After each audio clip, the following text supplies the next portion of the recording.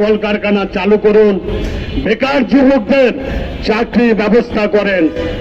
এইগুলো যদি না করেন তাহলে অবশ্যই রাস্তায় মানুষ থাকবে, অবরোধ হবে। আপনি কেন অতিথিকেও ঠেকাইতে পারে না, আপনারাও পারবেন না।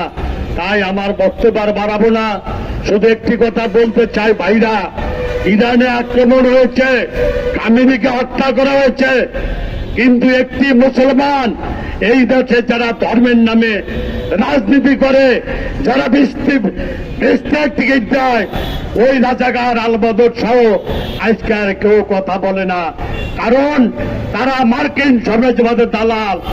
আপনারা দেখেছেন সিপিডি একটি অনুষ্ঠান করেছে, সেখানে ডক্টর ইউনূস চলে যাওয়ার 3 দিন আগে রাষ্ট্রবিরোধী একটি চুক্তি করেছে, যে চুক্তি করার তার ক্ষমতা নাই, তারপর উনি করেছেন। কাজে আমরা বলবো এই ইউনূস সরকারের যত অবৈধ আইন আছে, এই অবৈধ আইনকে যেন এই সংসদ বৈধতা না দেন।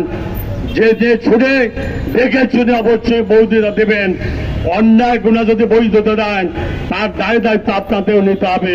বন্ধুরা আমার, আজকের এই রোজার দিনে আমি টিউসিকে অভিনন্দন জানাই যে তাজুলের এই দিনে আপনারা আজকে রাজপথ আছেন, ভবিষ্যতেও দেখা হবে। শহীদ তাজুল অমর হোক, তাজুলের রক্ত কোনোদিনই বৃথা যেতে যাবে না। আপনাদের সবাইকে ধন্যবাদ। আসসালামু আলাইকুম।